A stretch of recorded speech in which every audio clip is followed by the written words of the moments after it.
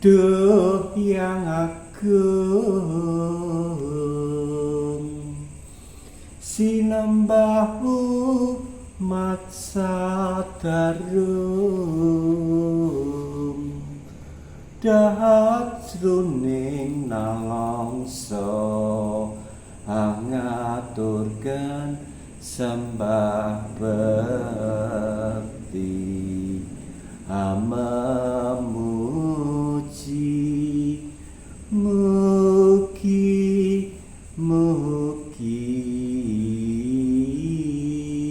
pikantuk sinugrahaning Gusti.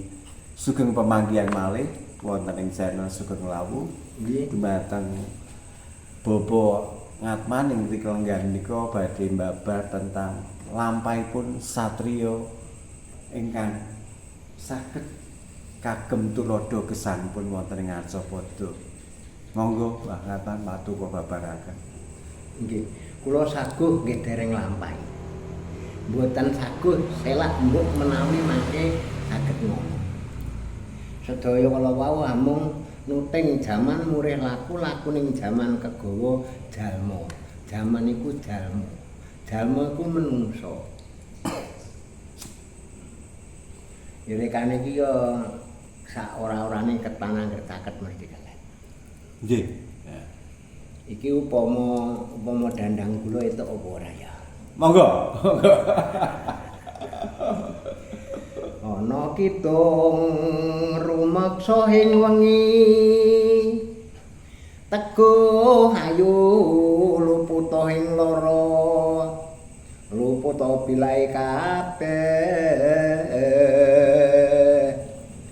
dim setan datan purun penaluan tan ana wani saka panggawe ala gumaning wong rupa kadya geni siniran tirta maling ado tan wani ngarah mring mami dudutan pasti serno niki ngaten Pak nggih. Nggih. Niki wonten rekane adekan Padepokan Girimulya. Padepokan Girimulya sinten to sing ngrenggani Padepokan Girimulya? Kula pun ngatman.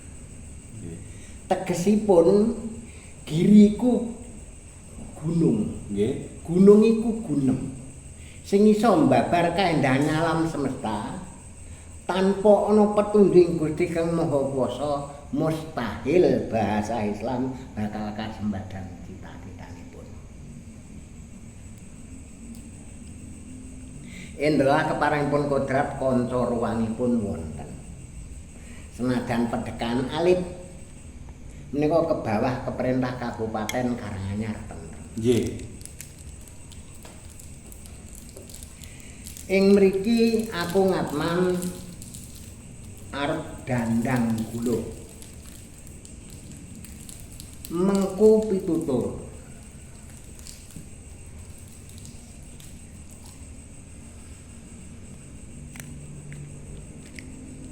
Werdine dandang gula kuwi kan ajaran tolak bala nggo nyingkirke Sengkala lan Sukerta supaya menungsa ling kena Sengkala Sukerta minimal kalis rencana lan berbeda.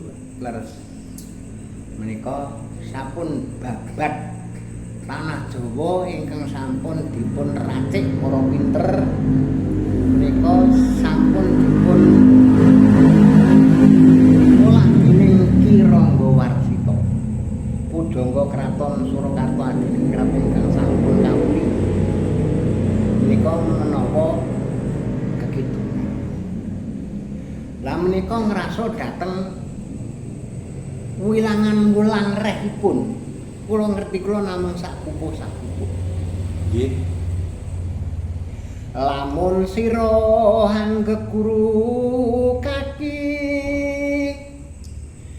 amilya manungsa kang nyata kang becik mertabate weruh iku hukum ngibadah lawan ngirangi syukur oleh wong tapa kang wus mungkur tan mikir paweng liyan pantesira guranana kaki sartaning kawruh ana tunggal pupuk nggih Pak. Nggih, ordinipun untuk memilih seorang guru yang sejati jenengan tadi dalam pupuh sudah babar itu seperti golek guru yang sejati tadi tanpa pamper apa sih enek Mbak untuk zaman-zaman abad 20 selikur ini. Nek kinten klak miyo manungsa kang nyata. Nek pun kepethuk menungsa sing nyata kudune wae. Ning parandene nuting jaman murih laku ning jaman kegawa dalma. Kegawa saking gebyaring kahanan manut laksitaning alam ingkang sampun gumebyar akeh sami ngliwang penggalipun. Ning janjane tuntunan menika mboten dipun parangaken menengaken. Ning kapeksa ombyaking kahanan jagat gumelar kados ngaten nggih kados pundi malih menawi mboten dipundhut. Menurut pemanggi jenengan guru lingkokan pamri wis salah apa kurang bener atau kudu dibenerke? Jane wis ngerti nek kuwi tuntunan ning uga digawe salah amarga saka kepilut gebyaring kahanan jagat sakmenika. Terus solusine supaya cah nom-nom iki nindakake golek teken sebagai tuntunaning wong urip kan teken mau atau gurune mau guru lakune ora kleru piye Mbak? Nek sing pantes nggih kedah menika nggih. Anut ajaraning para sarjana sujianing budi sing wis putus salining rehing kahutaman. Menika kan kedah nindakaken tuntunan kang sejatining panuntun jati saka ngersa dalem Gusti ingkang Maha Suci. Menika kula petik saking sekedhik kemawon nggih. Nggih, monggo. Menika ucapanipun ngaten. Jenenge ilmu kang sejatining ilmu. Menika duh Gusti ingkang Maha Suci. Ilmu kang sejatining ilmu. Menika duh Gusti ingkang Maha Suci. Kula nyuwun pangapura dumateng Gusti ingkang Maha Suci. Serolah, datolah, sipatolah, aku satra sejati ya wanita jati. Nyun kuwasa, nyun wicaksana, nyun gegebengan kanggo ngrata antara. Tumindak ingkang luput nglungguhke tumindak ingkang bener. Pramila menika nyebut asmanipun Gusti ingkang Maha Suci menika Kunti. Kun menika saking bapa, Ci menika ibu, N menika pangeran. Dadi Kunti. Dan nyebut asma dalem sampeyan dalem ingkang Maha Suci. Maha ki tegesing dhuwur, suci iku resik. Lah sing manganggep resik menika sinten? Dunya menika. Nek kula pribadi ngatman Gusti ingkang Maha Suci.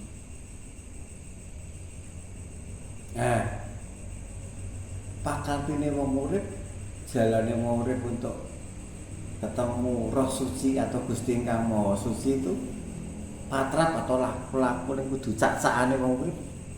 Jlentrehane kudu piye mawon? Nggih kudu dasar nggih menika lamun sira anggere guru kaki kala wau.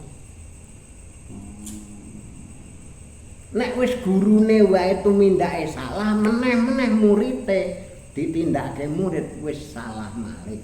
Gek kados pundi jagat niki mangke.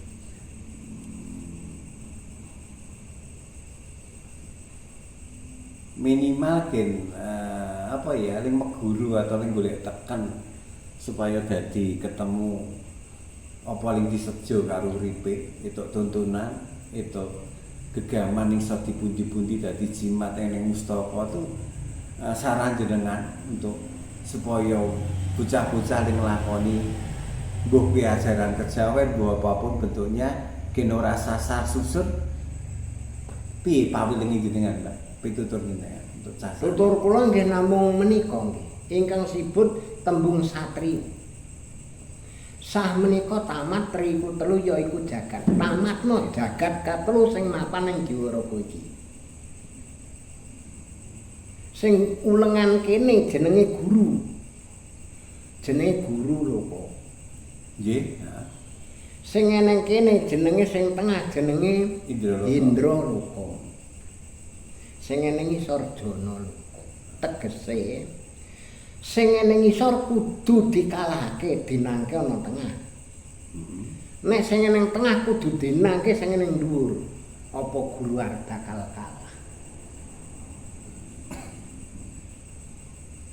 contoh nek guru ki digugu kalawan ditiru pusate enten pundi enten otak menungso ki nek diutek-uteke mesti ngamuk ning asline bener otak menika nggih utek kala wau iya Pak betul meliputi badan setubuh melilingi badan setubuh dadi darah putih mili mengalir badan setubuh niki sing jenenge guru duru kedunungan Pancandriya panca wilangan 5 ndriya menika pengangenan mripat gunane gur nggih nyawang nek ngerti barang apik kon muni elek ora gelem sing tukang nggokke sing jenenge nang tengah kene sing jenenge ratu ratu kumratu jahil metakil srei open gawen panasan egoisme kapitalis paham pek-pekukat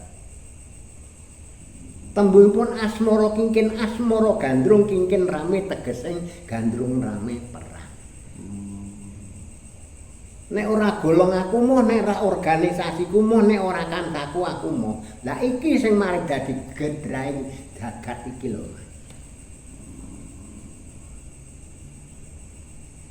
Nah, kemudian tembung jenengan tadi hubungannya karo satrio, kemudian tak ringkes ning jagat cilik kamu Guru Loka, Indra Loka, Jana Loka.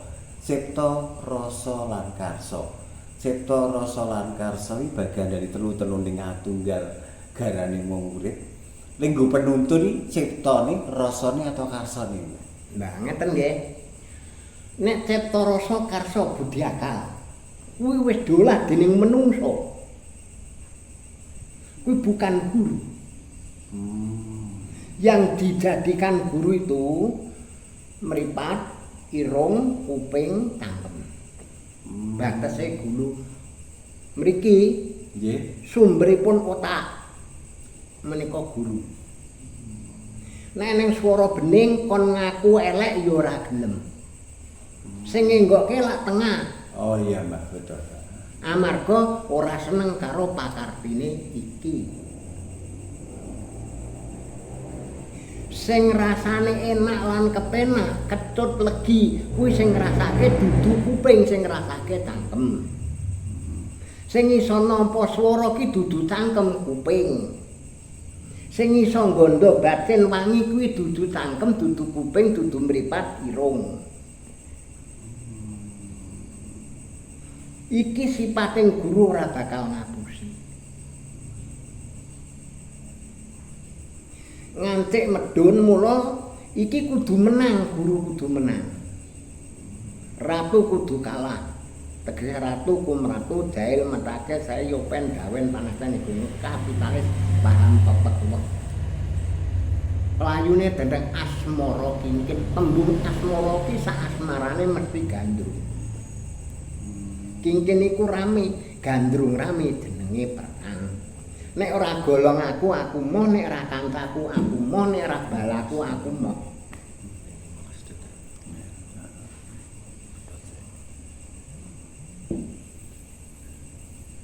Jadi kesimpulannya dari lakone Satrio dalam konteks jaga cilik menungso kedunungan Guru Loka, Indra Loka karo Jana Loka, polai Guru Loka sebagai penuntun ning wong urip, terus kemudian sumber masalah malah ning Indra Loka ning jenengan tadi ngendika ning semua ning ratu. Nah, kemudian solusine wong-wong kabeh iki karena uripe bisa dikatakan di sini dosa muka kabeh, serakah, luamah dan sebagainya itu minimal ono rem-remane atau pengendalian itu terap-terapane untuk mengendalikan itu apa kudu harus tarak broto, lolono broto, apa topo broto, Mbak? Nek arep ketemu punjer kang sejati ning punjer iki baru lekasan. Dadi iki nggunakno pusaka sing ampuh sing jenenge tepa selira. Tepa ku ukuran, selira ku awak, ngukura awak. Nek awakmu dijiwit wong kuwi lara, kowe aja njiwit wong. Nek donyamu dirampas wong ku gak lila, kowe aja ngrampas donyane liyan. Nek bojomu disenengi liyan serik, kowe aja nyenengi bojone liyan. Kuwi garis gedine kuwi bertepo dan berselira basa nasional. Nah, niku enten gandengane tepo selira lan tepo palipi. Tepo ki ukuran, palipi ki conto. Nek contone ora bener, keneng apa kok ndadak digunakake?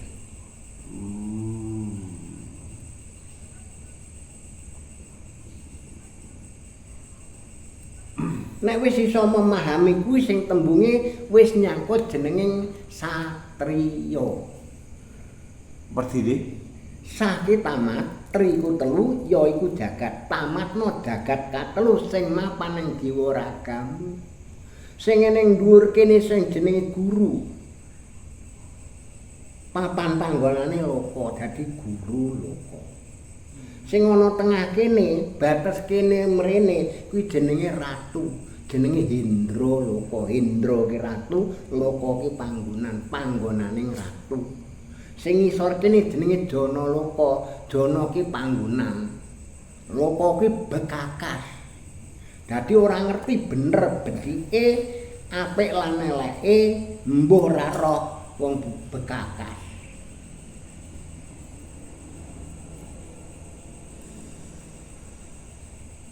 Nek wis kuwi iso namatake kang sejati ingkang sinebut menika tembung nembe satriya Harjuna. Har kuwi mang banyu, dun ki dembangan, no ki wening.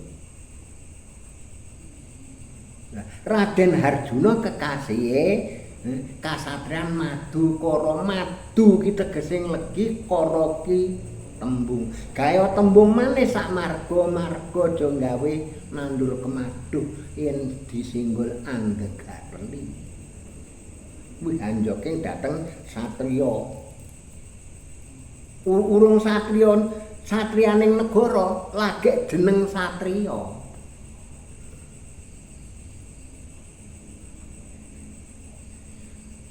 Satria Madukara kekasih Raden Harjuna kepengin nggarwa Dewi Sumbadra. Tegesing yen kepengin sembodo samubarang lahir dan batin seimbang selaras serasi. Kudu di wayuh. Kuwi anjoking dhateng satriya. Urung satriyaning negara lagek jeneng satriya.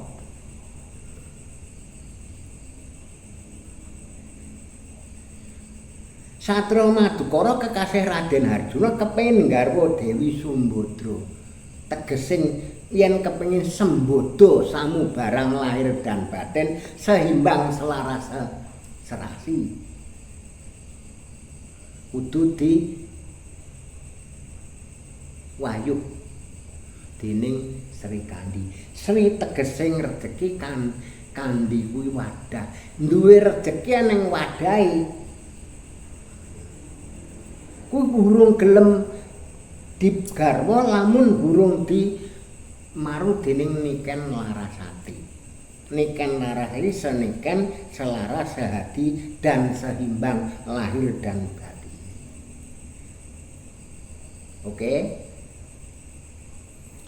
Ini aku paham. Jadi pemahaman yang jenengan tadi mbabar tentang dalane urip, lakune wong urip dengan sanepan lakuning satriya. Kemudian untuk memahami lakuning satriya ana pepeling leluhur kita yang mengatakan wong urip kudu iso memayu hayuning bawana lan memayu hayuning sesami. Werdine apa, Mbak? Memayu hayuning bawana kan memayu hayuning sesami. Nah ngaten nggih. Nek wis jeneng aku tembung satriya, kuwi kepengin memayu hayuning bawana murid rahayuning jagat bumi Nusantara. Jagat iki lamun ora ana satragung tanah Jawa kepengin memayu hayuning bawana, gek dadi apa? Ora sami. Jadi kesimpulannya rusake alam semesta bensanane Indonesia kegawa menungso kang asipat angkara murka. Mau menungso dilahirke ning donya iki diwenehi dalan loro. Siji daraning daran kang suci, sing siji daraning angkara murka. Lah apike sing ditoni sendi? Metu sifat angkara apa metu sifat sing suci?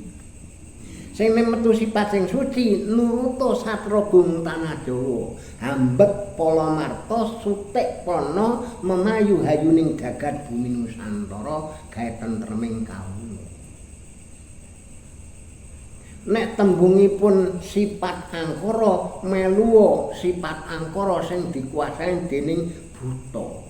Buta ki buta buteng betah ngani ngoyo. Gawe rusaking tatanan, gawe rusaking bebrayan, gawe rusaking bumi. Saking angkarane anggayuh bebasan kaya dening cecak anguntal segara. Cebol anggayuh lintang. Kodhok anewu segara mapa bakal kelakon. Ning wis obahing jagat, rusaking jagat karo dikuasai dening sifat angkara, ya engko mbuh rasakno dhewe-dhewe. Kembali ke sifat angkara mau, ana pepenget pepeling luhur yang mengatakan kaya gabah den interi. Itu pemahamannya apakah wis ana seleksi alam? Nah, sifat angkara murka kepengin nguasai lan kepengin kuwasa ning bumi Nusantara, pindha kadya gabah den intri solaing para kawula sing tumindak sifat angkara. Lamun ora ana tembungipun satra sing brata hambek angkara ingkang sinebut unen-unenen duh Gusti ingkang Maha Suci, nyuwun pangapura dumateng Gusti ingkang Maha Suci. Serolah, datolah, sipatolah, aku satra sejati, wanita sejati, nyun kuwasa, nyun wicaksana, nyun gegebengan kanggo mbrasta angkara, tumindak ingkang luput, nglungguhke tumindak ingkang bener.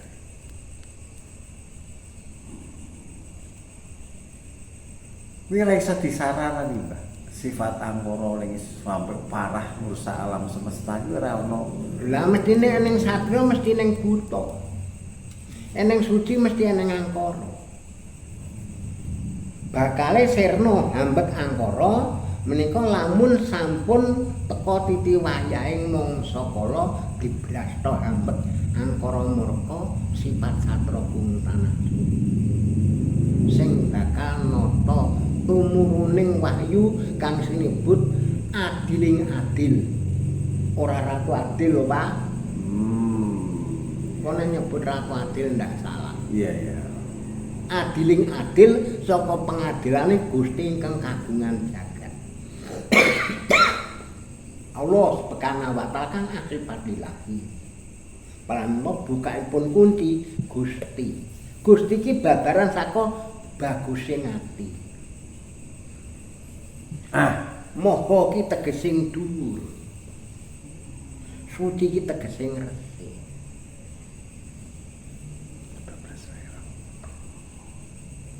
Terus kemudian solusine untuk Brasta Angkara karena wis sangat parah dan ini sifatnya kan ora gur Indonesia ternyata global. Solusine paweling kanggo regenerasi ning 300 juta itu minimal ya generasi ini anak putu ora ngalami para-parai kehidupan alam atau seleksi alam itu ora kena garu rumahku terus piye. Wis teka wayahing kodrat dawaing kahanan menika awit kahanan dirusak karo kenyataan. Kahanan wis gumelar ora iso dirubah, ning dirusak karo menungso sing ora ngerti tatanan. Dadine engko sireping ya mesti eneng gara-gara.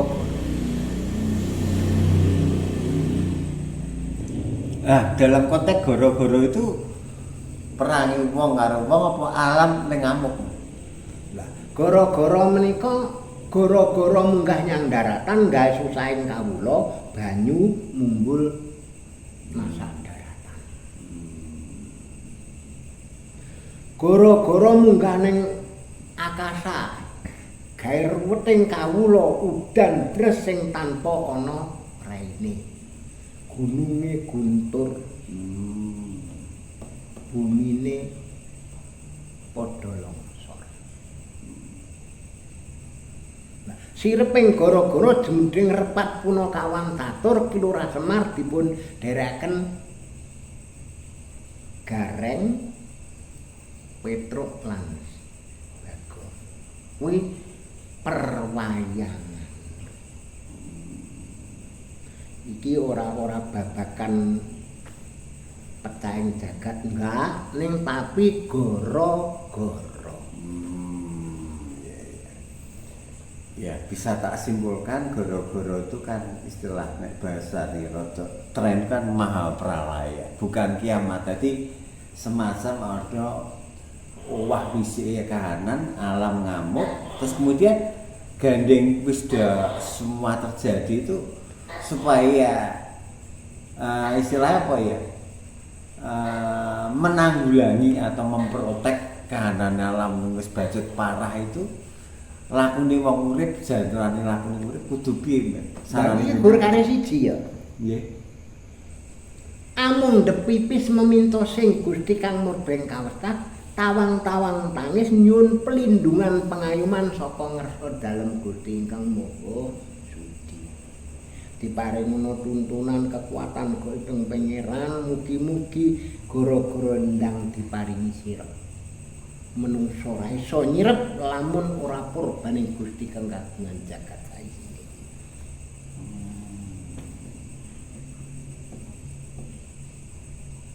Iki kanggo orang ning urung iso memahami ling tak medharke Mbah Ngatman mau. Jenengan nyuplik wae sarane bagi-bagi orang yang mungkin wong awam ya istilahnya wong awam orang mudeng pelaku jandraning urip atau laku-laku Jawa wis sarane jenengan kudu piye Mbah laku wis isine angkara murka secara kolektif isining nek tembungipun wong meneng iku bakal menang sapa sing polah kuwi bakale kegawa saka dayane wong meneng ku sirep kabeh. Ora sirep saka panyuwuning titah ning disirep karo purganing Gusti kang kagungan jagat. Manut karoan pangucaping dewi-dewi. Aku arep muni A engko gek B arep muni B engko gek C. Manut karo atine dewi-dewi.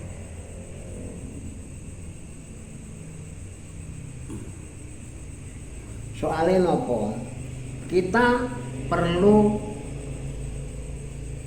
mujudke tanpa no kepercayaan dari dalamipun menika mangke nggih tembungipun wong Islam mustahil.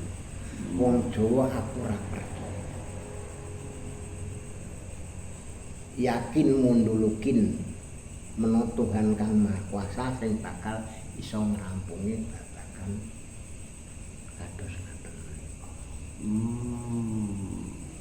Pepatah orang Jawa bilang kalau kepengin tentram nyekat marilah mendekat yang punya tentram. Sing kagungan tentrem sinten kejawi Gusti Kang Maha Suci ndak ada.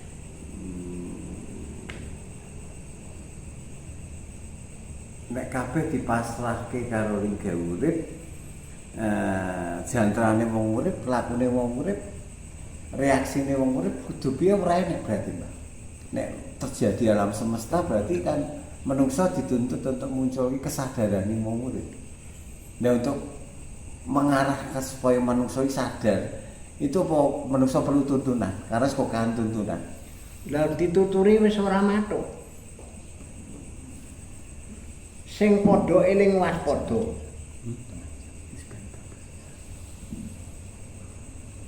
Wong eling kuwi mang bakal cita-citane kasumbadan.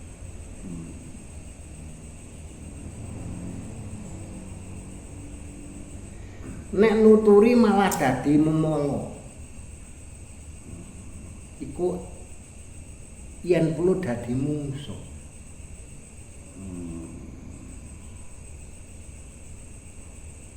Solusine piye, Mbak? Yang paling gampang nih. Ya solusine pasrah sumarah karo kodrat.